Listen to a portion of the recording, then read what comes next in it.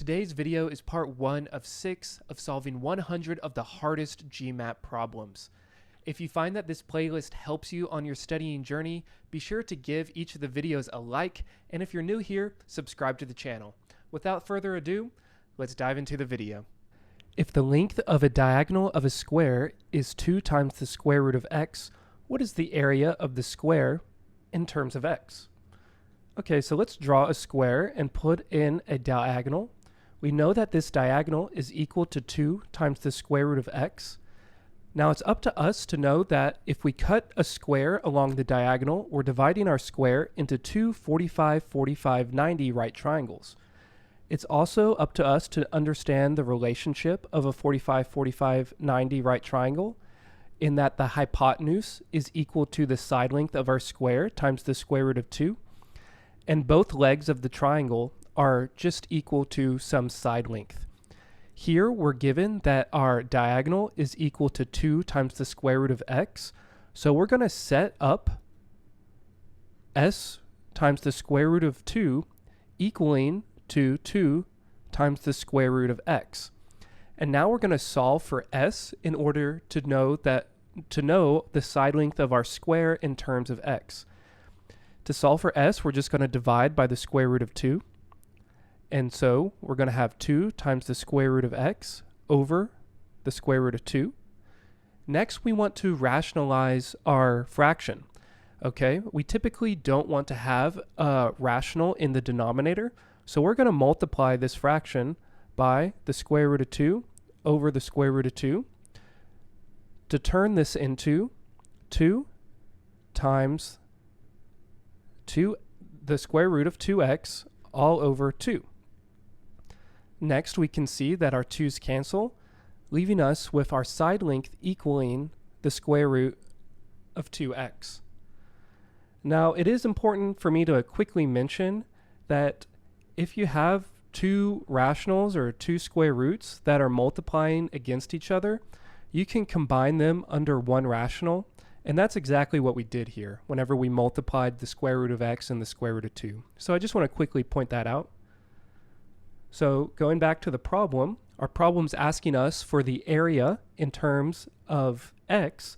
Well, now that we know the side length in terms of x, well, we know that the area of a square is equal to our side length squared. And we know that our side length is the square root of 2x. So we're just going to square this value. And our squared and our rational will cancel, leaving us with 2x. So our answer here is choice E, 2x. A ladder of a fire truck is elevated to an angle of 60 degrees and extended to a length of 70 feet. If the base of the ladder is 7 feet above the ground, how many feet above the ground does the ladder reach? Okay. So we have, our ground, and then we must have something sitting on our ground that has a height of 7 feet. And then we have our ladder that's extending up to reach the side of some building. This is some building. Okay. And we're told that the ladder is elevated to an angle of 60 degrees to reach a length of 70 feet. Okay, so we know that the distance, we know that our ladder is 70 feet long.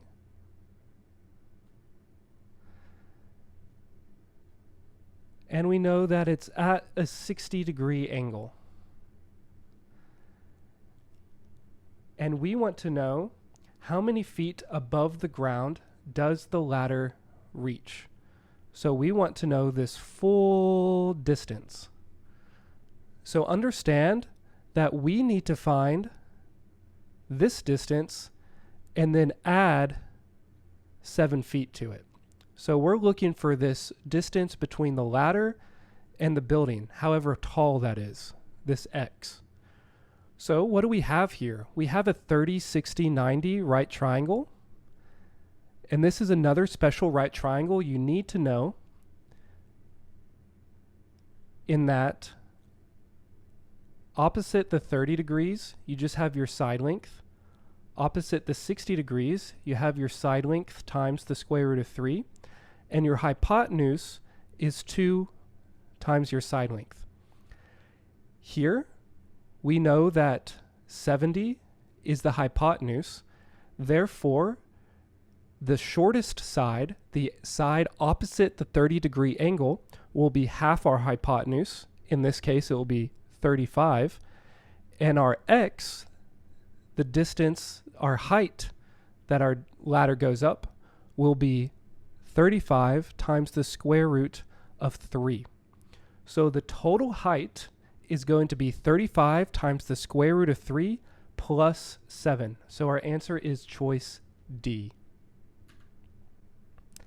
The window with a height of 10 feet consists of a semicircle atop a rectangle. The semicircle is a diameter of 4 feet.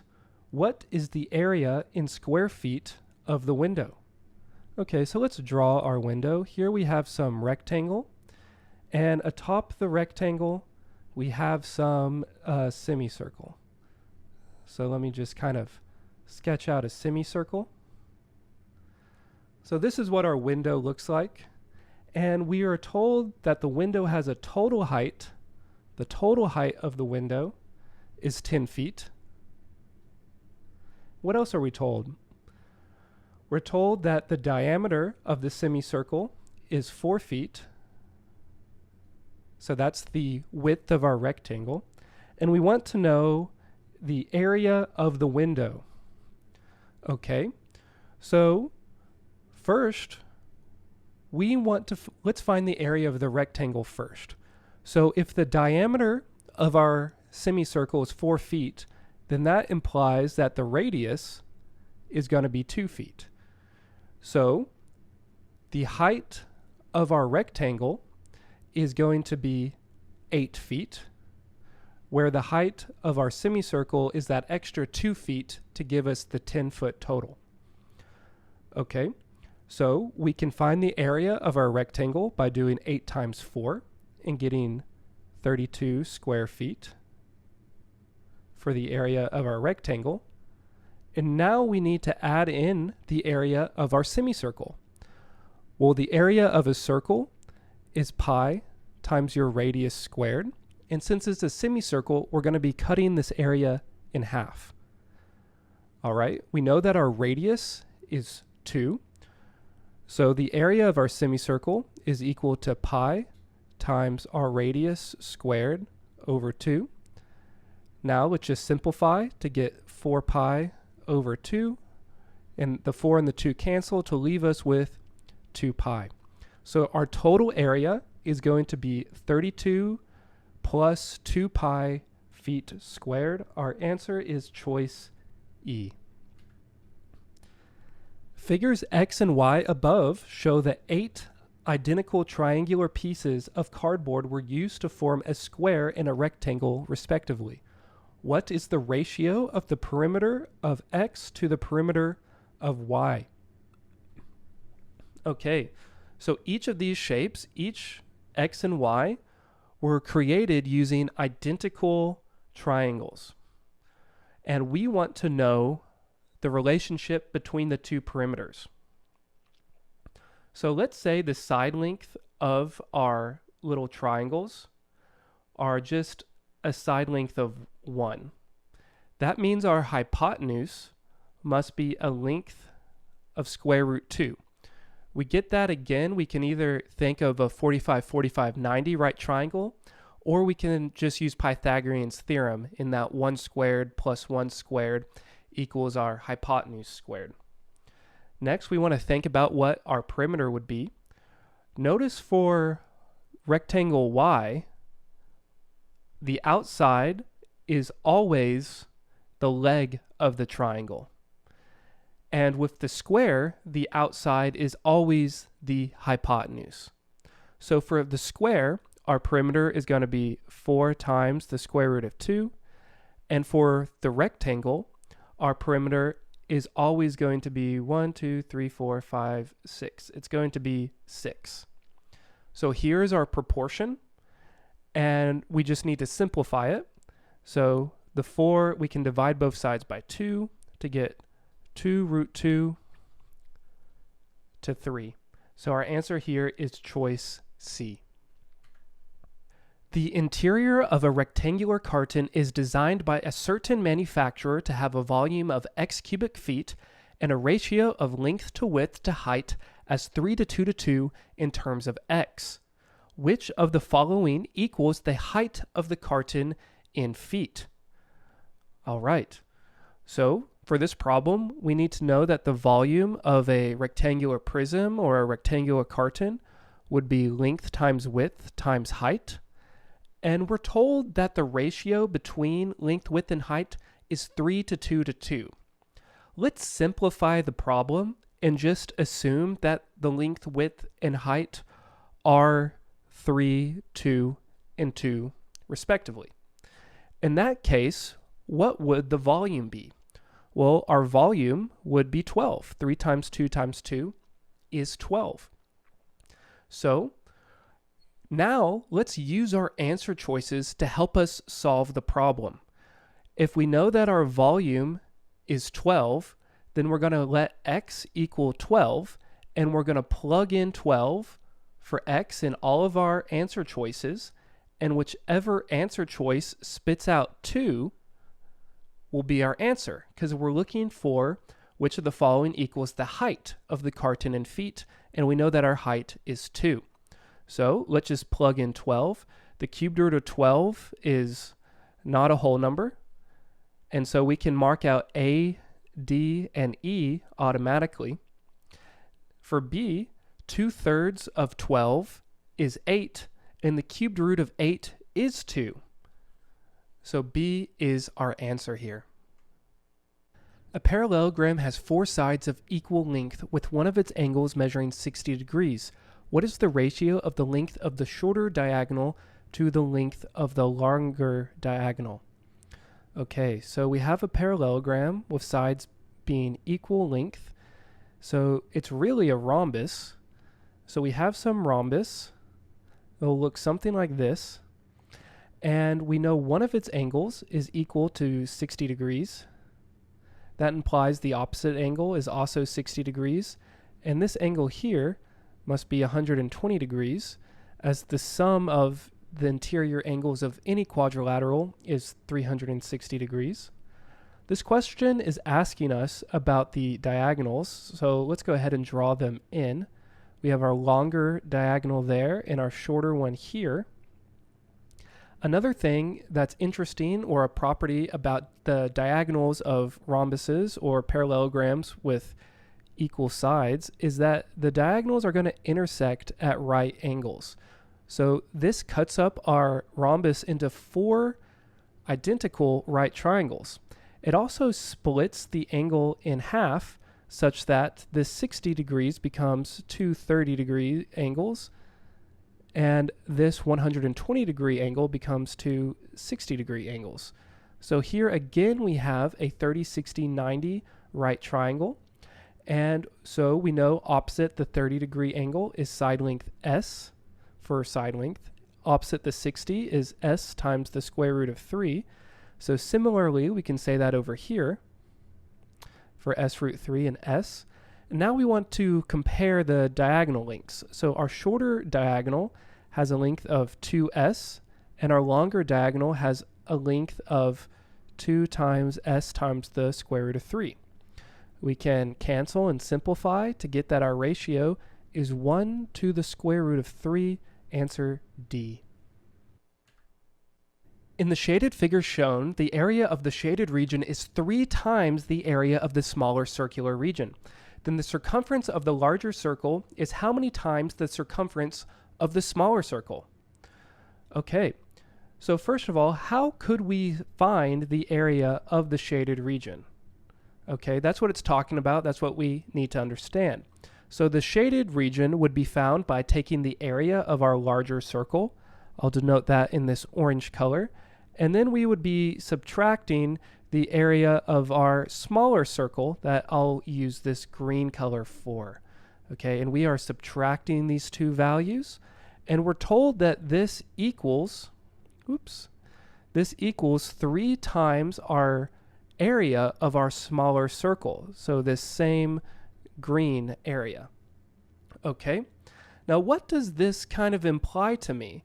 Well, this implies that the area of my larger circle, the larger circle is the one I'm using orange for, it must be 4 times the area of my smaller circle. And we can see that as 4 times the area of my smaller circle minus the area of my smaller circle is going to be equal to 3 times the area of my smaller circle. All right. And where can we go from here? Well, from here we can just plug in some value for our radius of our smaller circle and see what our areas would be. So let's use something simple like 1. If I plug in 1 for my radius, then I see that the area of my larger circle would be 4 pi. And I see that the area of my smaller circle would just be pi, and it equals 3 pi. Okay. Now I can solve for the radius of my larger circle. So the area is, of course, pi r squared. So I'm going to use pi r squared, my larger circle, and set it equal to 4 pi. And then I'm just going to solve for my radius. Okay, my radius is going to be 2. Whenever you divide and then take the square root, you're going to see that the radius of my large circle is equal to 2. Lastly, the question's asking for a relationship between the circumference of the larger circle to the circumference of the smaller circle. So, what is circumference? Well, it's 2 times pi times the radius, and we're going to compare it to the circumference of my smaller circle, which is again 2 times pi times the radius. Notice how on both sides there's a 2 pi, so you can just mark them out. You're really just comparing the radii in this question. And as we just solved, the radius of my larger circle was 2, and the radius of my smaller circle, we used the value of 1. So the relationship is a 2-to-1 relationship, so our answer here is going to be choice C. The outer dimensions of a closed rectangular cardboard box are 8 by 10 by 12 centimeters, and the 6 sides of the box are uniformly half a centimeter thick. A closed canister in the shape of a cylinder is to be placed inside the box so that it stands upright when the box rests on one of its sides. Of all such canisters that would fit, what is the outer radius in centimeters of the canister that occupies the maximum volume? Okay, let's sketch a little picture so we can see exactly what's happening here. So we have a box, and within our box we have some sort of cylinder canister. Okay, and it's such that, we have our canister will be at the bottom, it'll be flush with our box, and it will go to the top of our box like this. This is some sort of what we got, and we want to figure out what dimensions our canister will be such that it occupies the maximum volume. Okay, so we kind of have a few options here. So I'm going to draw a few rectangles, and each of these rectangles represent a different potential base for our box. So the question tells us that the boxes are uniformly half a centimeter thick. So that means within the box, we're going to have 1 less centimeter of space. So whereas our box dimensions are 8 by 10 by 12, inside the box, the dimensions would be 7 by 9 by 11. So one possible base would be 7 by 9, another would be 7 by 11, and the third option would be 9 by 11. And each of these would have our cylinder sitting down, within it, and then it would be standing upright and going to the other end for the height. Okay? And we want to figure out which of these cylinders would have the maximum volume. So the volume of a cylinder is given by pi r squared, the area of your base, times the height. So this is the volume of a cylinder. So what would be the volume of this first shape? Well, notice that our circle, our base, would have a radius of 3.5. So this volume would be pi times 3.5 squared times the height, and the height would be 11 as it's standing up and filling in the remaining distance. For this option down here, our volume would be what? Well, here we would have a radius of 4.5. So we have pi times 4.5 squared times the height of 7. And then this last option over here would be what? Well, again, just like our first option, we're going to have a radius of 3.5, and the volume is going to be pi times 3.5 squared times the height. That would be 9 in this case. So we immediately can see that this is not the right answer, as it's clearly smaller than this first option here. However, we need to figure out which of these two volumes between our blue and our green is larger. And so we know our answer is either going to be 4.5 or 3.5, so we can mark out B, D, and E, and we're trying to distinguish between 3.5 and 4.5. Okay, so to do this, instead of 3.5 squared, let me write this as 7 over 2 squared. So if we have 7 over 2 squared, we really have pi over 7 times 11. And this is, of course, over 4, as 2 squared is 4. And similarly, we can change 4.5 to 9/2 squared. And that would change this to pi times 9 times 9 times 7 over 2 times 2, or 4. And now I'm going to cancel out everything that's similar between these two equations. We have a pi that's shared. We have a 7 that's shared.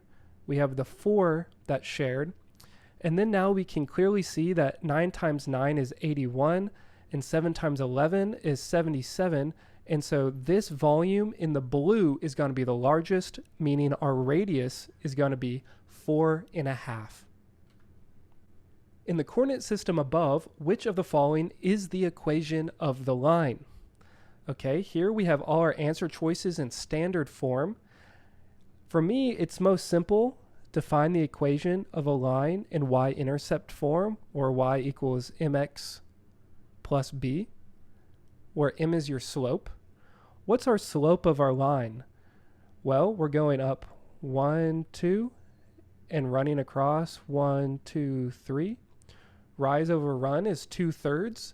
And also notice that our line is going downward, so it's a negative slope. So our slope is negative 2/3 x plus b, where b is our y-intercept, and our y-intercept here is a value of 2. So here's our equation in y-intercept form, and we want to convert it into standard form. So let's go ahead and do that. We can multiply everything by 3 to have 3y equals negative 2x plus 6. Then we can shift our x over to have 2x plus 3y equals 6. This is a y. And so our answer here is choice B. In the figure shown above, it consists of a shaded 9-sided polygon and 9 unshaded isosceles triangles. For each isosceles triangle, the longest side is a side of the shaded polygon, and the two sides of equal length are extensions of the two adjacent sides of the shaded polygon. What is the value of A? Okay, so this problem is one of those problems that looks way more complicated than it actually is. So we're told that all these triangles up here are isosceles triangles, and also notice that all of these angles are vertical angles with each other. So all of these angles at the bottom are going to be congruent. Also, all of these angles down here are exterior angles for our nonagon, for our nine-sided polygon. And you can find the exterior angle measure of any polygon by taking 360 degrees and dividing it by n, the number of sides. So in this case, 9. So 360 divided by 9 is 40. And so that tells us that each of these green angles are 40 degrees. Okay, if each of those green angles are 40 degrees, then that means angle A must be 100 degrees. Choice A is the answer here. In the figure above, ABCD is a parallelogram, and E is the midpoint of side AD. The area of the triangular region, ABE, is what fraction of the area of the quadrilateral BCDE? Okay, so we want to compare the area of this triangle with the area of, this trapezoid. Okay, so let's let the distance AE be x, and the height of our parallelogram is we'll just leave it as h. So the area of our orange triangle here is going to be equal to x times h divided by 2. That's the area formula for a triangle, base times height divided by 2. In green, we have a trapezoid, and the area of a trapezoid is found by adding your two bases together and then dividing by 2 and multiplying by the height. But what's the length of our base, especially in terms of x? Well, if AE is half of AD, we're told that E is the midpoint, then that tells us that ED must also be of length x. And BC is congruent or equivalent in length to AD, as it's a parallelogram, and the top and bottom sides would be congruent. So this length must be 2x. So base 1 plus base 2 is going to be 3x. And then we're going to multiply by our height and divide by 2. Here we're just comparing the areas. So if we compare the top to our bottom, our orange to our green, what's the difference? The only difference is this 3 here. So we can say that our triangle's area is a third of our trapezoid's area. And so our answer here is going to be choice B. If the perimeter of a rectangular garden plot is 34 feet and the area is 60 feet, what is the length of each of the longer sides? Okay, so here we have some rectangular garden, and we know that perimeter is equal to twice our length plus twice our width. And more specifically, we know that our perimeter is 34. So we know that 34 equals twice our length plus twice our width.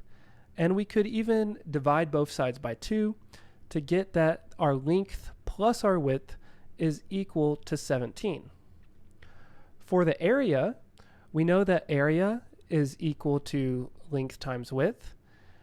And we know that our area is 60. And so 60 is equal to length times width.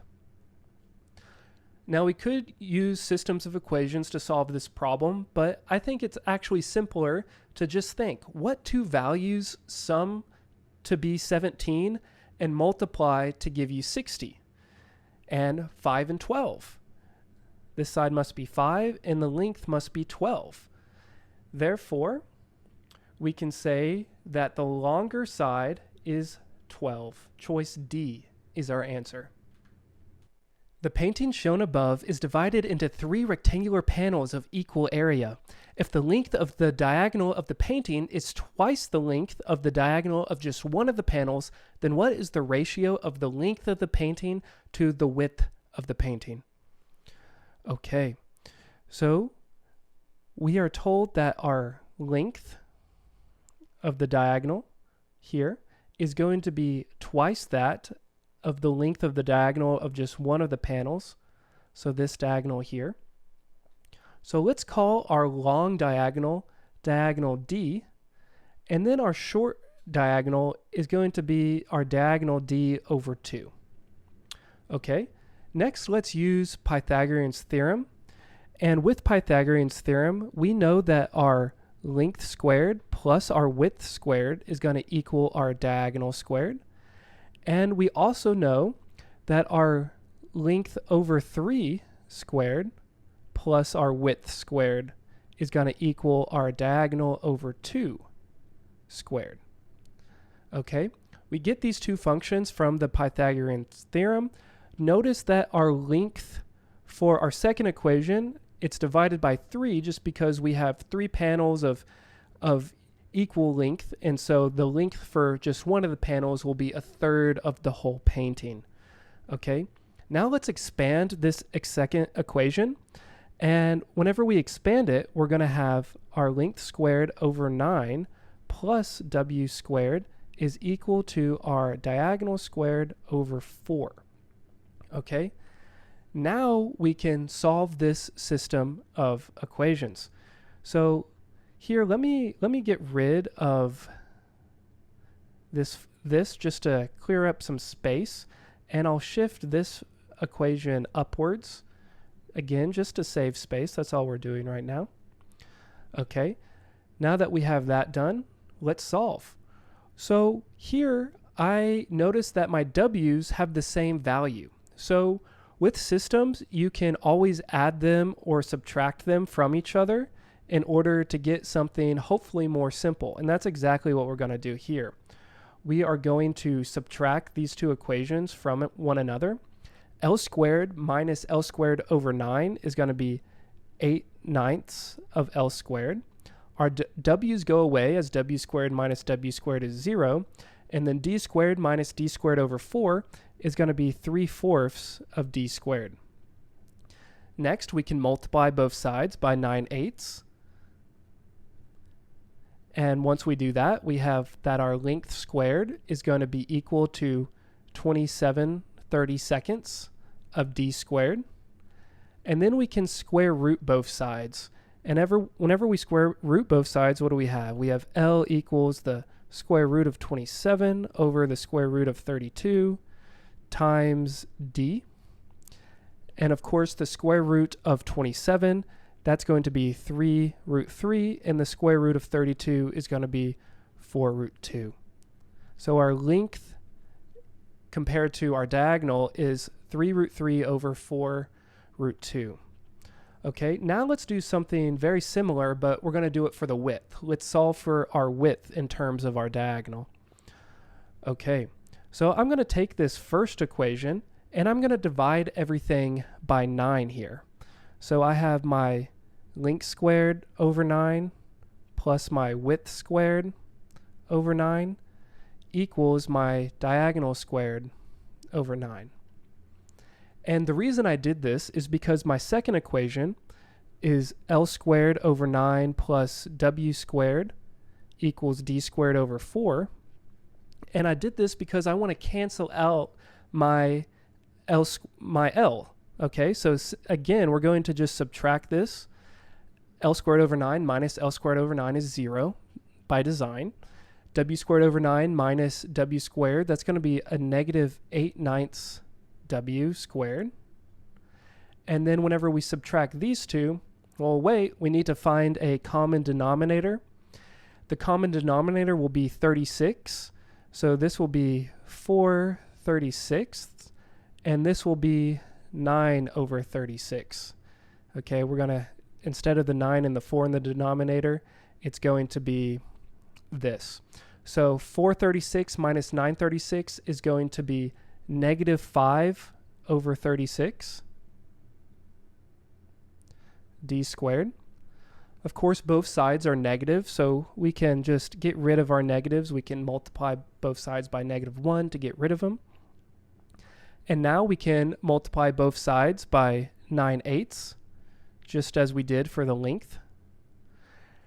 And let's simplify.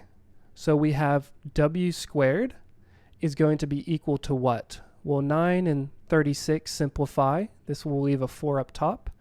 And a, oh, I'm sorry. There's not a 4 there. That's a 1. This is a 4 down here. Okay. 5 times 1 is, of course, 5.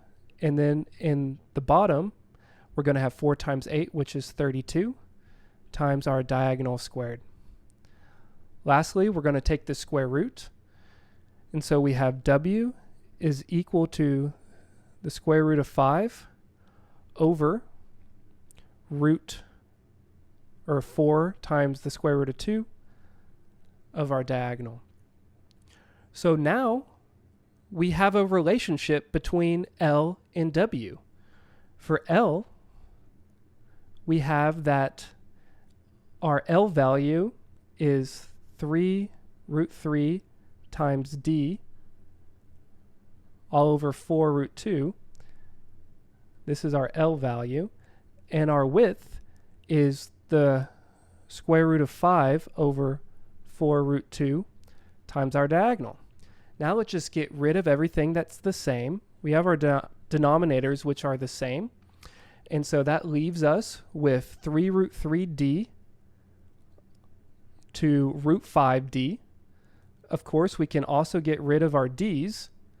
And so we have 3√3 compared to √5. And I'm looking at my answer choices, and I don't see that here. So did we do anything wrong? Well, no, we didn't. We just need to scale our length up to be a whole number. So if we multiply our length by a square root of 3, let's multiply this by a square root of 3, and our width also by a square root of 3. Then what do we have? Well, √3 times √3 is 3. 3 times 3 is 9. So we have 9 to the square root of 15. So our answer here is option E. A rectangular photograph is surrounded by a border that is 1 inch wide on each side. The total area of the photograph in the border is m square inches. If the border had been 2 inches wide on each side, the total area would have been m plus 52 square inches. What is the perimeter of the photograph? Okay, so let's draw a picture. Here we have a photograph with some 1 inch border. Okay, and at the end of this problem, we are asked for the perimeter of the photograph. Okay, let's imagine that we knew the perimeter of this border, of this frame.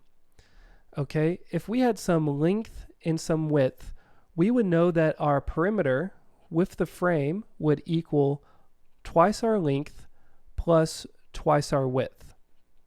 Okay, and then what would the perimeter of just the photo be? Well, just the photo, recall from the question that it has a 1 inch border all the way around. So the perimeter of just the photo is going to be what? Well, notice that my length shortens by 2 inches on both sides, and my width also will shorten by 2 inches on both sides, giving us a total of an 8-inch difference. So the perimeter of my photo, the perimeter of the photo is going to equal twice my length plus twice my width minus 8. Okay, now that we have an action plan, let's solve this problem. So we are told that the area of the frame, length times width, is equal to m. And then we're also told that if the frame was actually 2 inches away from the photograph, then the area would be m plus 52. Okay, so that tells me that length plus 2 times width plus 2 is going to equal m plus 52. All right, this plus 2 comes into play because if we had a larger border, that was an extra inch away, it would be an extra inch on this left side and this right side, adding 2 more inches to the length. Okay, so that's why this is a plus 2 right here. Okay, let's get rid of this. Let's keep our workspace tidy. Okay, so going back to the problem, let's expand this. Let's FOIL it out. So L times W is LW. L times 2 is 2L. 2 times W is 2W. And 2 times 2 is 4. And all this equals m plus 52. Now, notice that L times W is just m. Therefore, let's substitute m in for L times W. So we have m plus 2L plus 2W plus 4 is equal to m plus 52. Now let's subtract the m and subtract the 4, leaving us with 2L plus 2W is equal to 48. And ding, ding, ding, here we go. Here we have an answer. We know that the perimeter is equal to 2L plus 2W. And so if the perimeter of our original frame is 48 inches, then by the logic we set up at the beginning of this problem, the perimeter of our photo will be 48 inches minus 8, leaving us with answer choice D, 40 inches. In the triangle shown above, if the measure of angle CAB is 67.5 degrees and the length of AC is 1, what is the length of BC? So we want to find this length. Okay, how do you solve this problem? Well, this is actually a very simple trig problem, but trig is not used in the GMAT, and the calculator that's provided won't even have the trig functions on it, so we can't use trigonometry. So how else can we solve this problem? Okay, well, notice that if this angle up top is 67.5 degrees, then that implies that this angle down here must be 22.5 degrees. As 22.5 plus 67.5 is 90. Okay. And also, let's split this angle. Let's have some sort of drop down. And let's split this such that this 67.5 is cut into 2 pieces. One piece of this 67.5 is going to be 22.5. This will be 22.5. And this side over here will become 45 degrees. And once you do this problem is very, very simple. This is a 45, 45, 90 right triangle. If this side length is 1, then this side length right here must also be 1. And here we know that this diagonal, since it's a 45, 45, 90 triangle, must be the square root of 2. And as this triangle on the right is an isosceles triangle, the length of the side opposite the 2 congruent angles will also be congruent.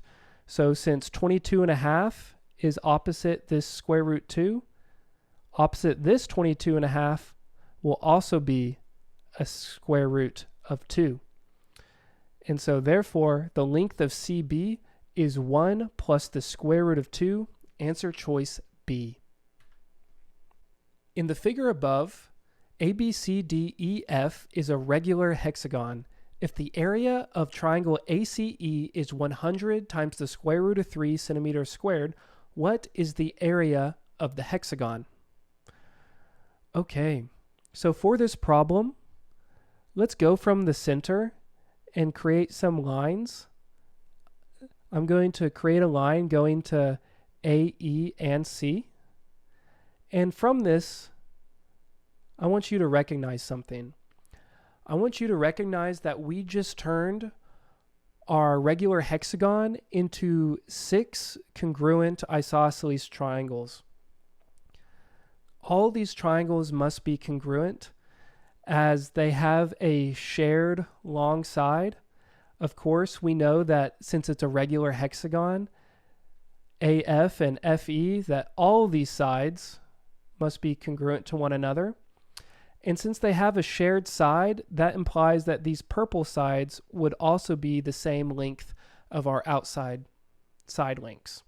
Therefore, we have 6 congruent isosceles triangles. And notice that we're given our original triangle is 3 of the smaller triangles we just created. And so the area of our regular hexagon is going to be double that of the original triangle in which it gave. So our answer is going to be answer choice D, 200 times the square root of 3, as that is simply double 100 times the square root of 3. In the figure above, AB and CD are diameters of the circle with center O. AEB is an arc of the circle with center D, and AFB is an arc of the circle with center C. If AB is 20 centimeters, what is the area of the shaded region? All right, so in order to find the area of the shaded region, what are we going to have to do? Well, we need to find the area of circle O, our basic circle here, and then we need to subtract the area of this I shape. I'm just going to call it I, and this will give us the area of our shaded region. All right. The first part of this problem is simple enough. What is the area of circle O? Well, in the problem, it tells us that AB is 20 centimeters. Therefore, our radius must be 10 centimeters. So the area of circle O is going to be pi times its radius squared, which is 100 pi. All right. Now, what about the area of the eye? How are we going to find its area? Okay, well, let's redraw our shape. Let's have something more to work with. And here I've redrawn the shape. And if you're curious where these other circles have come from, it's in the question. We're told that AEB is an arc with center D. So here we have arc AEB with center D. And similarly, we have another triangle, or I'm sorry, another arc. We have arc AFB with center C. All right, that's where these two other circles came from. They're in the question, they're just kind of hidden. So in our process of finding the area of the I shape, we're going to be using these circles, okay? I want us to notice that if we draw in a line from the center of our green circle to the diameter point, or the point that all of our circles meet on the edge, we form a triangle. It's important to know a rule for inscribed triangles in circles here, such that if you have a triangle inscribed in a circle where one of its sides is the diameter of the circle, then that implies that you have a right triangle. Okay, so that's a little bit of knowledge you needed to know for this problem. This has to be a right triangle because one of the side lengths is the diameter, and it's an inscribed triangle such that all of the points on the triangle touches our white circle. Similarly, going from our yellow circle center, if we draw in some lines to the endpoints, again, we're going to have another right triangle. And together, these two right triangles are going to form a square. Okay, so now we have some sort of square. Next, I want us to notice that the side length of our square is going to be congruent to the radius of both of our yellow triangle and our green triangle. So what is the side length of our square? What is the radius of both our yellow triangle and our green, or I'm saying triangle, of our yellow circle and our green circle? Well, let's notice also that we know that this side length is 10 and this side length is 10.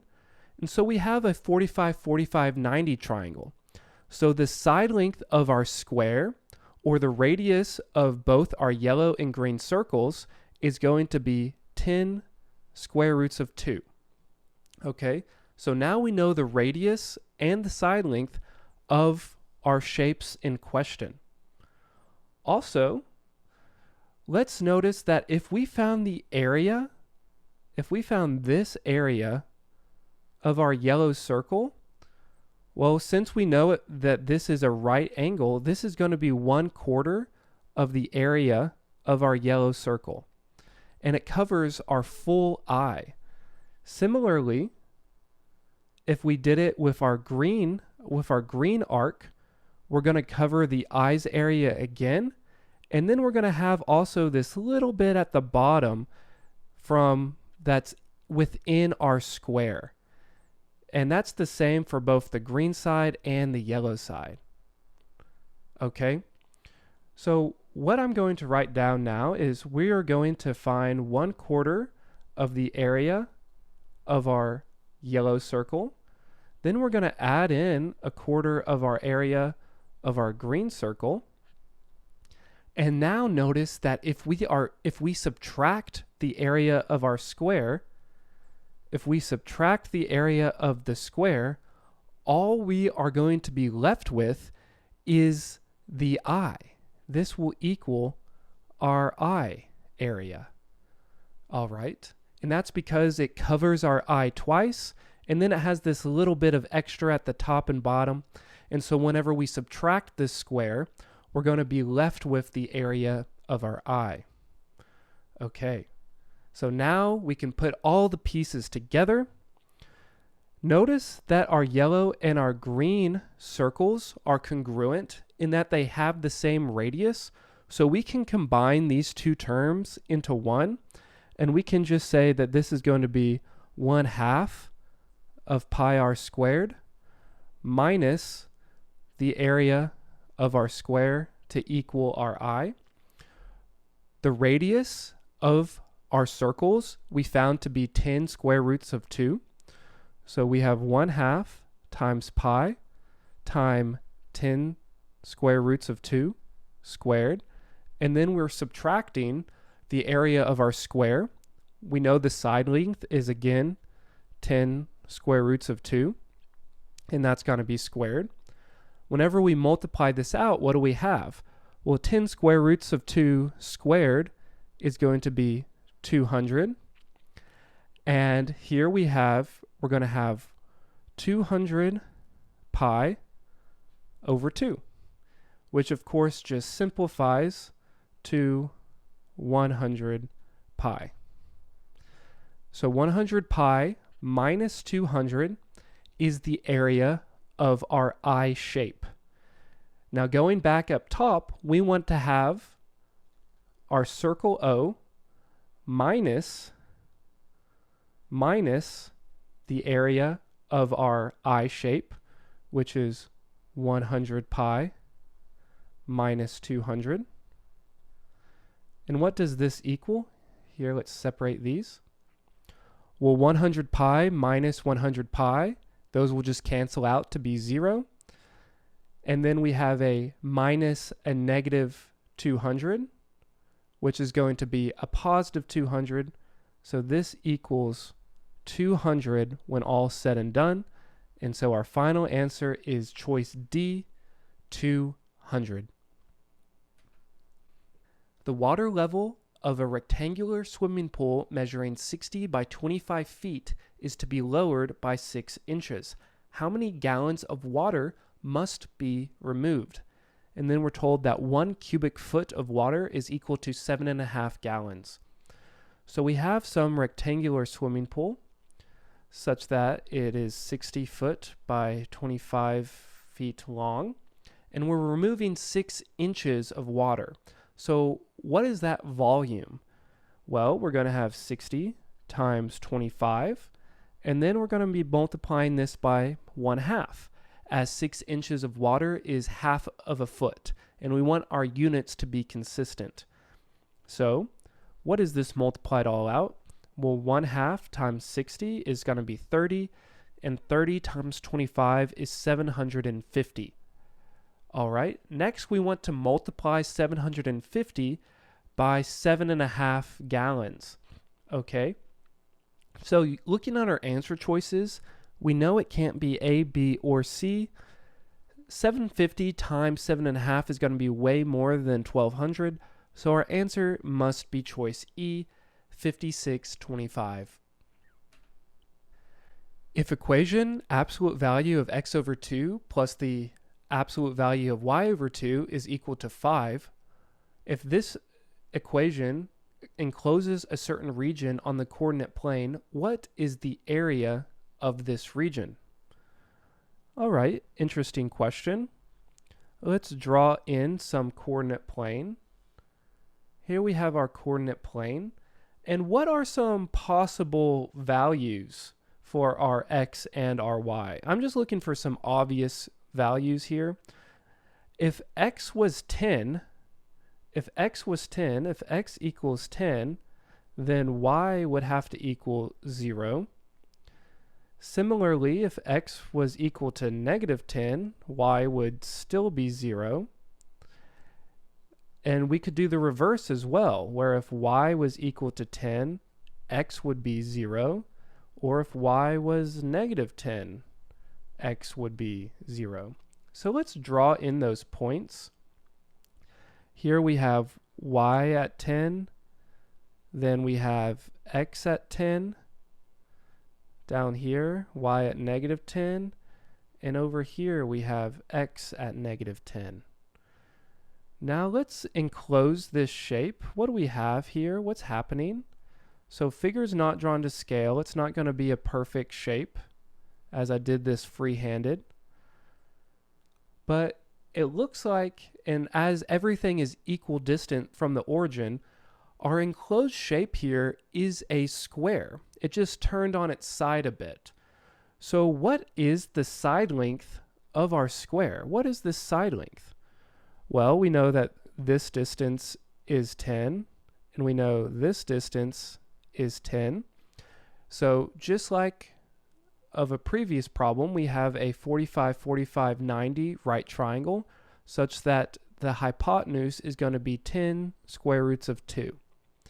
And so all of the hypotenuse, hypoteni, will be 10 roots 2. So the area of this enclosed shape is going to be 10 square roots of 2 squared, which is of course 100 times 2, which is 200. So our answer is going to be choice D, 200. Congratulations on making it through part 1 of solving 100 of the hardest GMAT problems. Now this part is the longest, and in my own opinion, it's the hardest of all the sections. So if you made it through this section, give yourself a pat on the back. Again, a link to the playlist for the rest of the problems is in the description below. Thank you so much for joining me today. If you haven't already, hit that like button, hit that subscribe button, and I'll see you in the next video.